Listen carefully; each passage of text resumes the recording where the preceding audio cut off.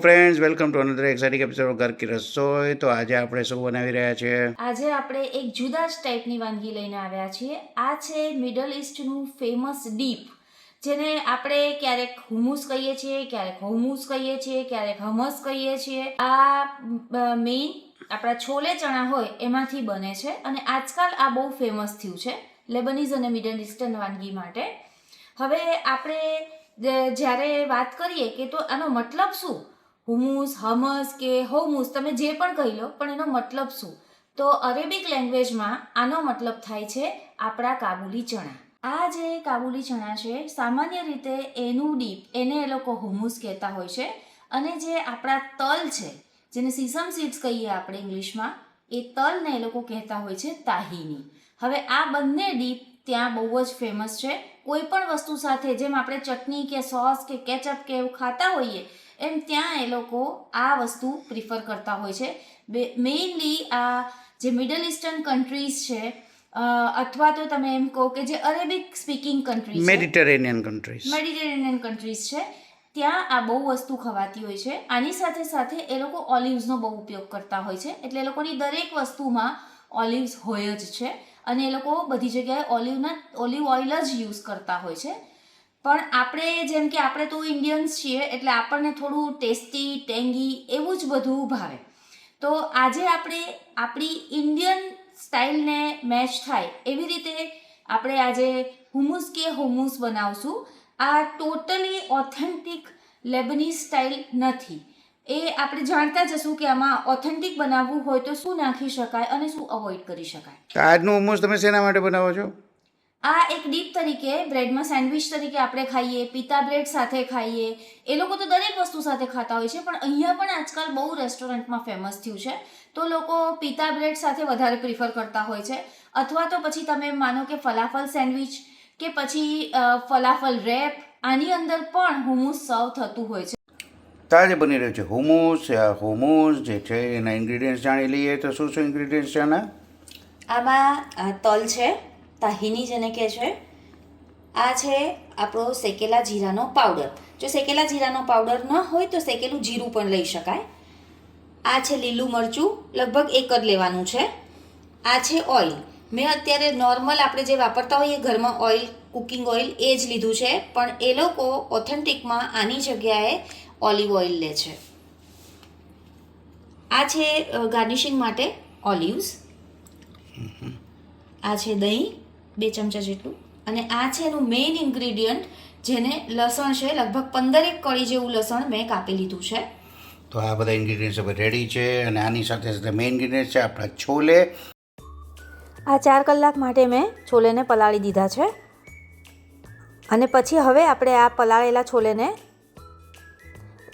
Soft થાય એટલા કુકરમાં બાફી લેવાના છે, લગભગ 4 થી 5 સીટીમાં મીઠું નાખીને.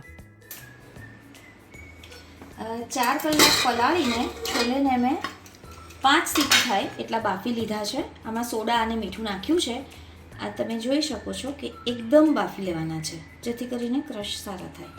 ઓકે, તો આ છોલેને શું કરી રહ્યા છે આપણે? આ છોલેને હવે આપણે ચાળણીમાં કાઢી લેવાના છે, અને એમાંથી બધું પાણી નીકળી જવા દેવાનું છે. ઓકે, પાણી નિતારવા માટે રેડી છે. પછી આને શું કરવાનું છે? હવે આપણે એને બધાને ક્રશ કરશું. ઓકે, આ છોલેમાંથી બધું પાણી નીતરી ગયું છે. ઓકે, આ પાણીનું આપણે આગળ જતા જરૂર પડશે તો યુઝ કરશું. ઓકે. હવે આપણે એક મિક્સર જારમાં લસણ લઈ લઈશું. આ લસણ ઓથેન્ટિક હુમુસમાં પણ હોય છે અને સારી ક્વોન્ટિટીમાં જ હોય છે. અહીંયા આપણે એક મરચું લીધું છે. આ ઓથેન્ટિકમાં નથી હોતું, આપણું ઇન્ડિયન સ્ટાઇલ છે. પછી આમાં આપણે હવે લઈ લઈશું એક મોટી ચમચી જેટલા તલ. ઓકે, એની સાથે શેકેલા જીરાનો પાવડર. ગ્રેટ. હવે આપણે એમાં આપણે તૈયાર કરેલા છોલે લઈ લઈશું.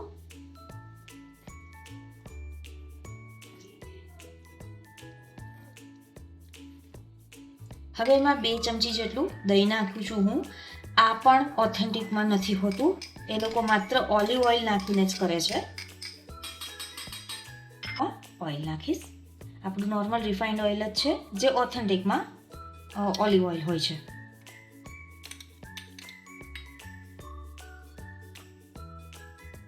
અને સ્વાદ પ્રમાણે નમક.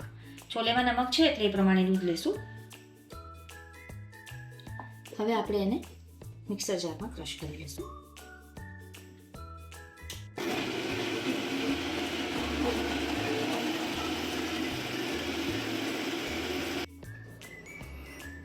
આને ઓપન કરીએ છીએ અને તમે જોઈ શકો છો કેટલી સ્મૂથ પેસ્ટ બની ગઈ છે.